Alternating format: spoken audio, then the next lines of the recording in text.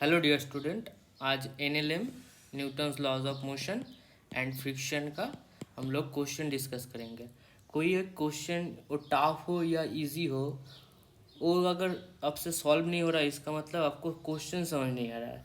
कोई भी एक क्वेश्चन देखो, उसका क्वेश्चन को समझो। अगर क्वेश्चन समझ आएगा तो आंसर ऑटोमेटिकली उसका सॉल्यूशन सब हो जाएगा।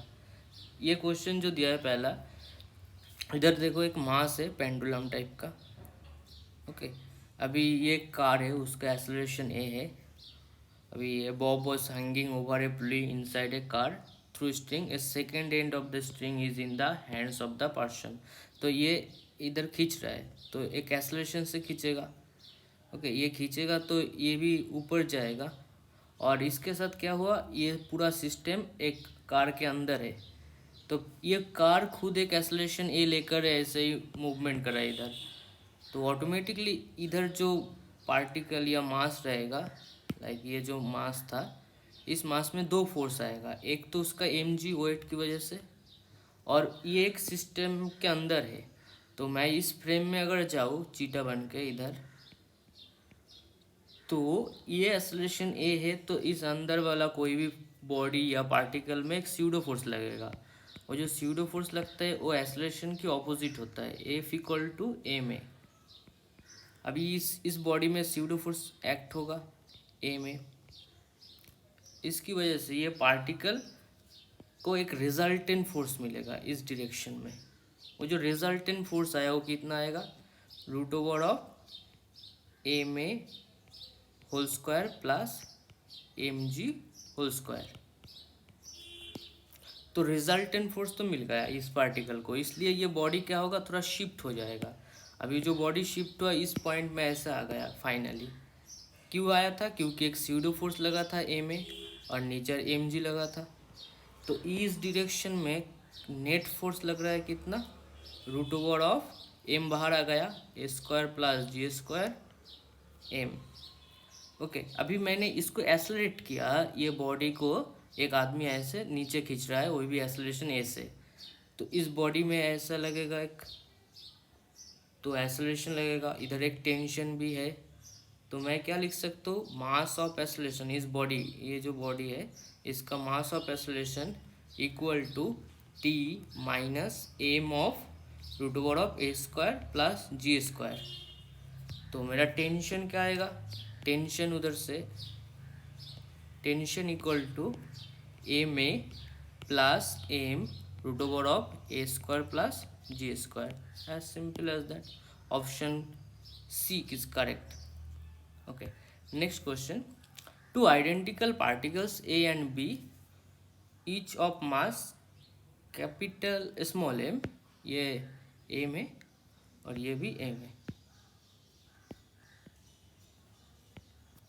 अभी इधर K है, K क्या है, spring constant. If particle B experiences a force, मैं एक्सटर्नल इसको एक फोर्स दिया, B को, सिर्फ B को दिया, तो ये फोर्स F की वजह से थोड़ा सा इलोंगेट होगा। इधर स्प्रिंग लगा है, थोड़ा सा EX इलोंगेट होगा। तो acceleration of the particle B relative to particle है, पहले तो हमें एक्सेलरेशन फाइंड करना है। ये जो ए पार्टिकल है इसमें कितना फोर्स लग रहा है, इधर इधर के एक्स लग रहा है, स्प्रिंग फोर्स। मैंने इसको खींचूँ तो इसको इलोंगेशन होगा, तो ये बॉडी को ये के एक्स फोर्स ही खींचेगा। तो इस बॉडी का, ए बॉडी का mass into acceleration equal to K X. तो acceleration of A body equal to K X by M. Similarly अगर बी बॉडी का एफ बी डी करूँ, बी बॉडी में क्या हो रहा है, बी बॉडी में फॉरवर्ड में एफ लग रहा है और पीछे भी के एक्स लगेगा। तो इसका mass of acceleration M A B equal to F minus K X use होगा। ओके, अभी ए बी क्या है, F by M minus K X by M. Question में पूछा है relative acceleration, acceleration of particle B relative to particle A. तो B A B equal to acceleration of particle B minus acceleration of particle A. यही question में पूछा। तो A B का value A by M minus K X by M minus K X by M A by M 2kx हो जाएगा। Step jump किया थोड़ा सा। ऑप्शन सी इज करेक्ट या 3। Next question, the velocity of point A on the rod is 2 metre per second. पहले question को देखो, इधर 2 मीटर पर सेकेंड दिया, किसका? ये पार्टिकल का, वो भी हॉरिजेंटल है। नेक्स्ट क्या पूछे? Left hand side at the instant shown in the figure the velocity of the point B पूछा। ये बी पॉइंट, इधर एक्स्ट्रा जो लेंथ दिया वो सब कंफ्यूज करने का दिया। अभी ये रॉड कैसा होगा? रियलिटी में ये रॉड ऐसे लैडर टाइप का है, तो ये रॉड ऐसे जाएगा और ये रॉड नीचे आएगा। ओके, तो मैं ये क्वेश्चन को एक कांस्टेंट से सॉल्व कर सकता हूँ। ये जो वेलोसिटी भी ये है, ये इस डायरेक्शन में है, तो भी ए का एक कंपोनेंट आएगा लाइक दिस। तो ये क्या होगा? ये 60 डिग्री है, तो ये भी 60 डिग्री होगा।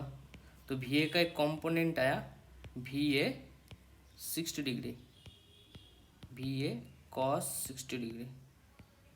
तो ये कॉस 60 डिग्री, इधर बी पॉइंट है, ये रॉड का पॉइंट, तो यही तो है भी बी। तो मैं लिख सकता हूँ भी बी इक्वल टू कांस्टेंट, मतलब लेंथ या कुछ चेंज नहीं हो रहा है, तो ऑटोमेटिकली ये रॉड का वेलोसिटी ट्रांसपोर्ट हो जाएगा। तो भी ए का एक कंपोनेंट इसी डायरेक्शन में आया, भी ए कॉस 60 डिग्री, तो भी बी इक्वल टू भी ए कॉस 60 डिग्री। तो भी ए का वैल्यू दिया है 2, कॉस 60 मतलब 1/2, 1 मीटर पर सेकेंड आंसर। ये है मेथड 1। हम लोग और एक मेथड से करेंगे, ये मेथड 2।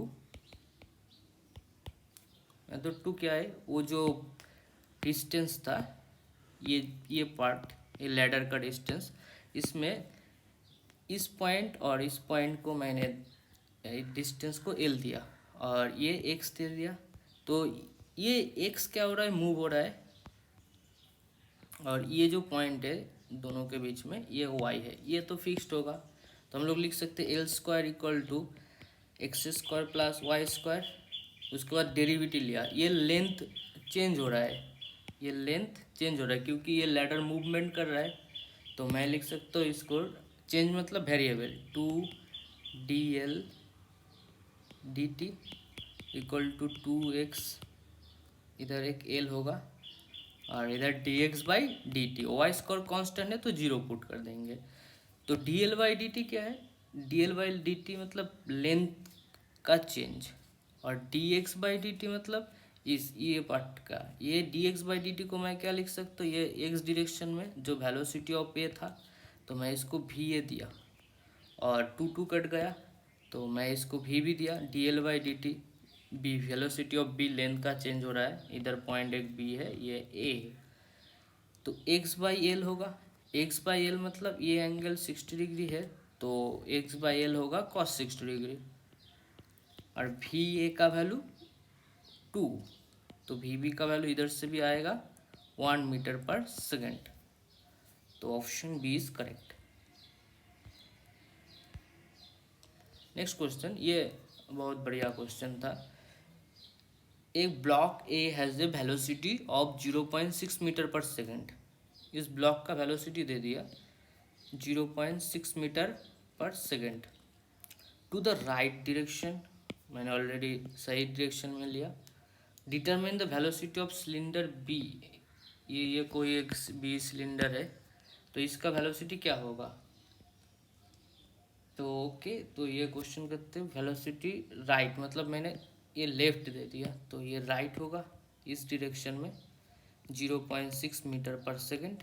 तो ये ब्लॉक इधर जाएगा, तो ये ब्लॉक अगर नीचे जा रहा है, इसका तो एक वेट होगा mb।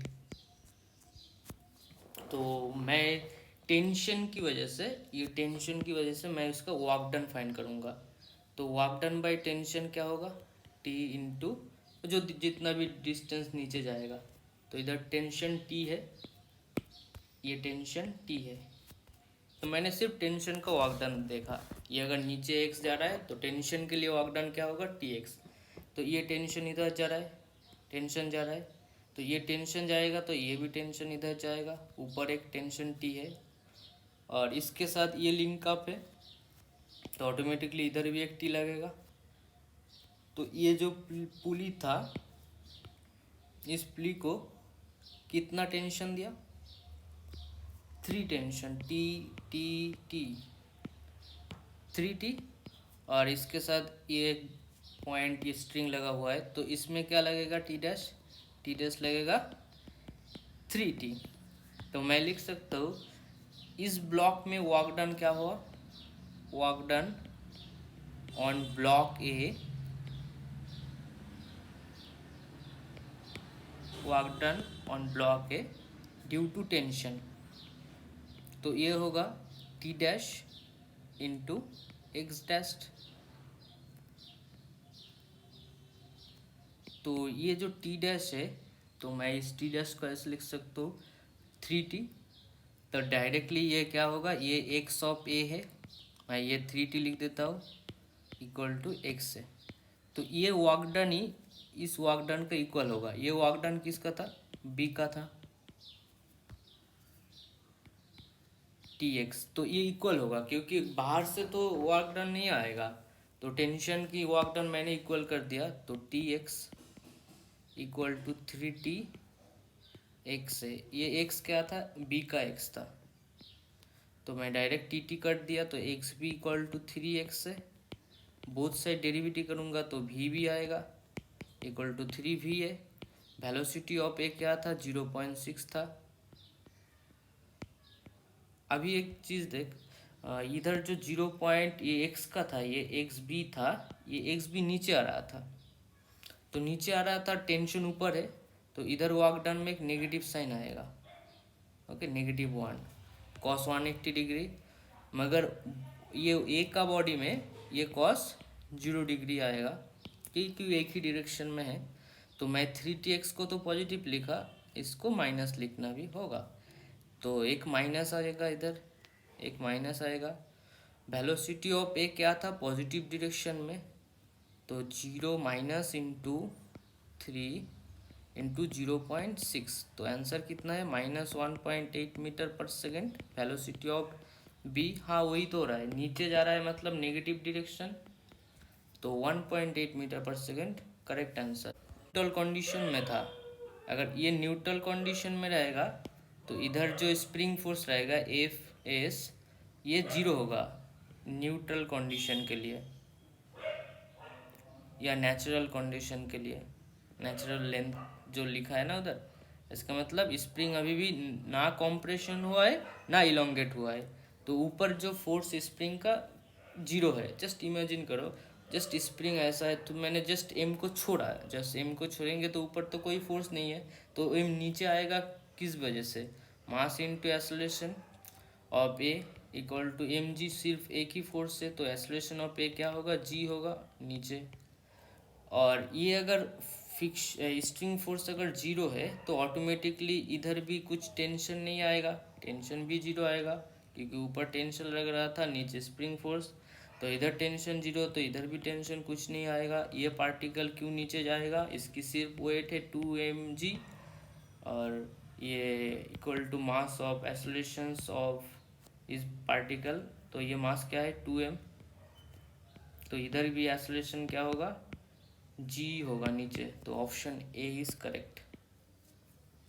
जस्ट वो न्यूट्रल कंडीशन था इसलिए उस इंस्टेंट में मुझे चाहिए, उसके बाद अलग कुछ होगा। उसके बाद इस जी का वैल्यू थोड़ा डिक्रीज करेगा क्योंकि ऊपर एक स्प्रिंग फोर्स लग रहा है, वो तो इसको डिक्रीज कर देगा। Next question, A bead of mass m is attached to one end of the spring in natural length r। तो ये इनिशियली इसका नेचुरल लेंथ r था। ये r मतलब रेडियस ऑफ सर्कल, तो r था मतलब क्या है? ये स्प्रिंग समझ लो इधर में था ऐसा, तो ये r है। तो मैंने क्या कि इसको इलोंगेट करके a पॉइंट और o पॉइंट था, मैं इसको b पॉइंट में लगा दिया। तो ये जो b पॉइंट में लगाएंगे तो इधर इस वजह से एक्सटेंशन आएगा, ये रॉड अपनी नेचुरल लेंथ में नहीं है, थोड़ा सा मैंने उसको टेंशन दिया ए बी बनाने के लिए, तो वो एक्स थोड़ा सा चेंज या डेल्टा एक्स कह सकते हो, वो क्या होगा, ए बी पहला वाला जो नेचुरल लेंथ था माइनस उस सॉरी ए बी जो एक्सटेंशन करने के बाद फाइनल लेंथ आया minus initial length R, R initial length था।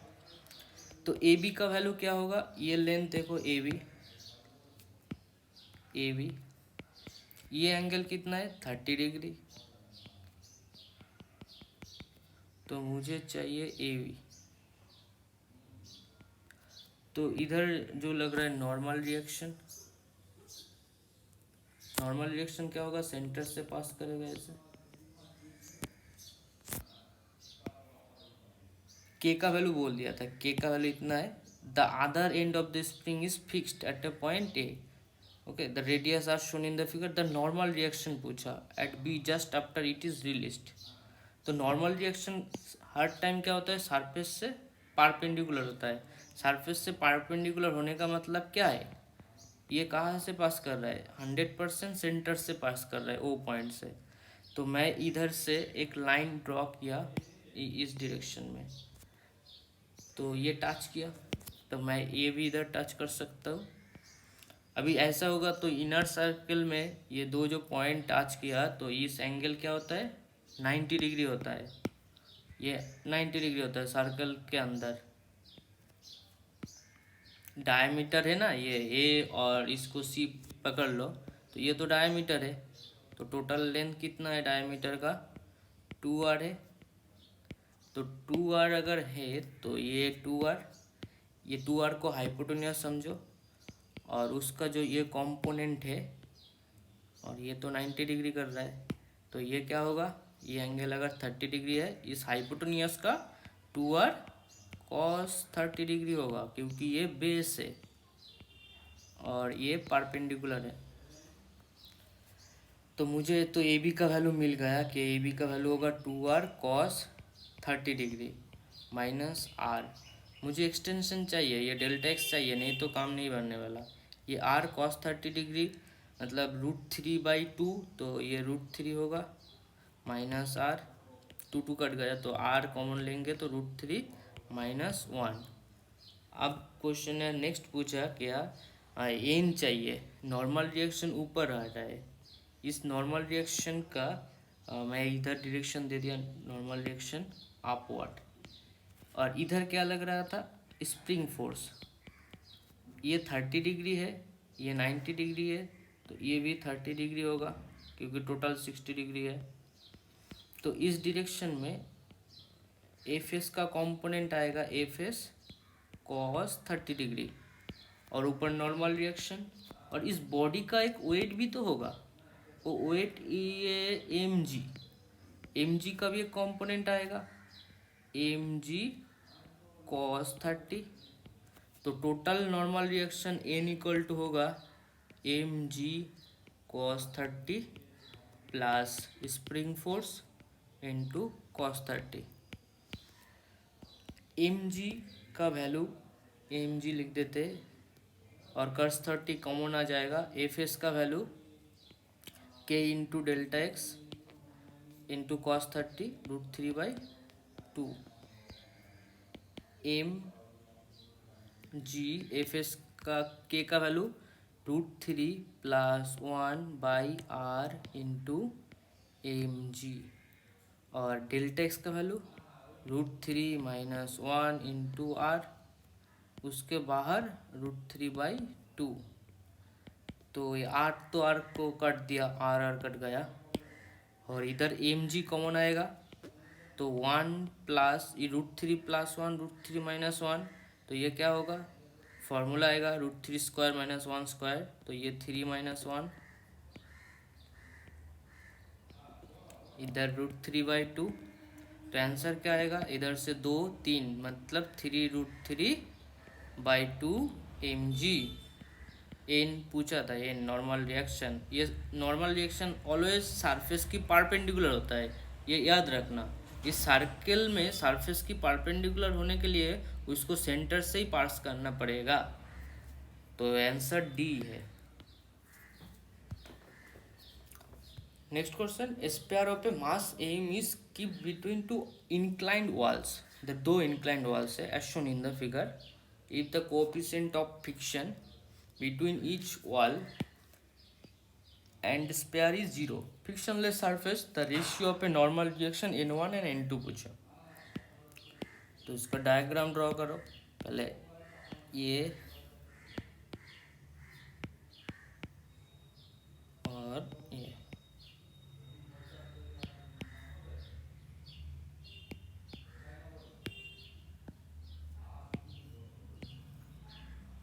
इधर एक सर्कल है।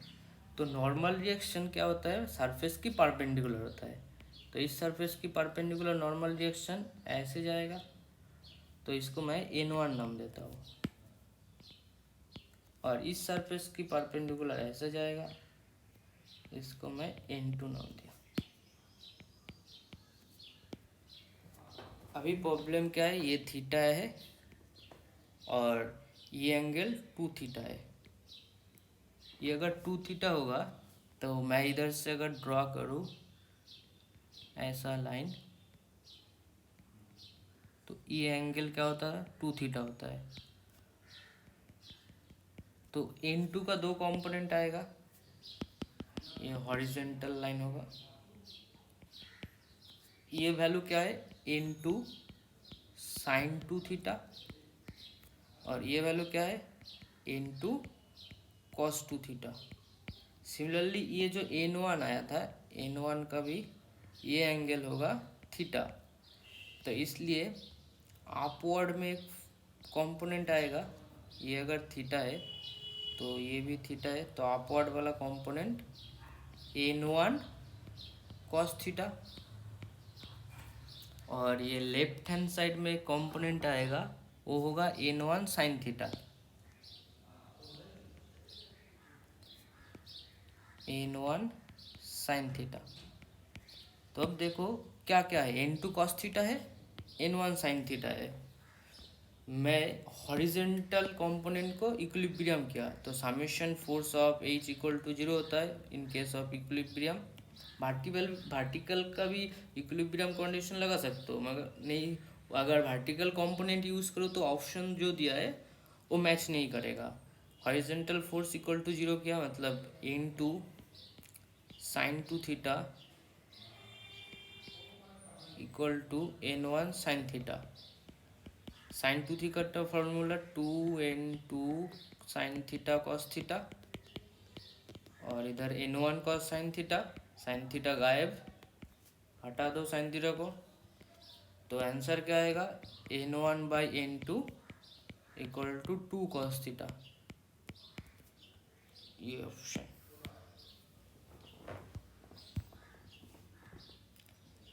Next question, in the system shown block A of mass 4 kg mass है, and block B and C equal mass of 3 kg। तो पहले question को समझो और उसका डाटा जो है डायग्राम में ड्रॉ कर दो। ये 4 kg है, ये 3 kg है, ये भी 3 kg है। नेक्स्ट क्या पूछा, find the accelerations in metre per second square of block C का पूछा। सी एक्सेलरेट इधर होगा, तो ये एक्सेलरेट ये होगा, ये फिक्स नहीं है, ये ऊपर तो फिक्स नहीं है, ये हवा में ही है। तो ये सिस्टम जिस एक्सेलरेशन में जाएगा उस एक्सेलरेशन में ये भी जाएगा। तो मैं इस ब्लॉक का एक्सेलरेशन, इसका एक्सेलरेशन इधर लेकर हूँ, तो स्ट्रिंग नीचे आ रहा है, तो ये आएगा, तो ये ऊपर जाएगा एक्सेलरेशन ए से। तो उसके बाद मुझे सिर्फ 2 ब्लॉक में एक्सेलरेशन का फॉर्मूला लगाना है। एक इसमें, इधर क्या है, अपवर्ड टेंशन टी लग रहा है, और नीचे 40 equal to mass 4 into acceleration. और एक फॉर्मूला लगाना है ब्लॉक सी में नीचे क्या लग रहा है, 3g, ऊपर क्या लग रहा है, टेंशन टी। और इधर देखो ये 2t होगा, क्यों होगा, क्योंकि इधर टेंशन अगर नीचे t है तो इस तार में 2t लगेगा। तो इधर मैं एक 2 मल्टीप्लिकेशन कर देता हूँ, 2t minus 40 equal to 4a। और इसमें क्या होगा, 3g minus T equal to 3a। 2 equation आ गया। तो मुझे क्या है, इसको मल्टीप्लिकेशन करके सॉल्व करना है बस। तो इसको सॉल्व कर दो, ये 4 है, मुझे टी को हटाना है, तो मैं इसको 2 से मल्टीप्लाई किया, 2t minus 40 divided by 6g minus 2t equal to 6 से ऊपर क्या आएगा 4a। तो एडिशन कर दिया तो 6g मतलब 60 न्यूटन, 60 न्यूटन, ये g मतलब 30, तो ये तो गायब, ऐड कर दिया बस, तो इधर 20 आएगा, इधर 10 a आएगा, तो एक्सेलरेशन a का वैल्यू आएगा 2 metre per second square. Option B is correct.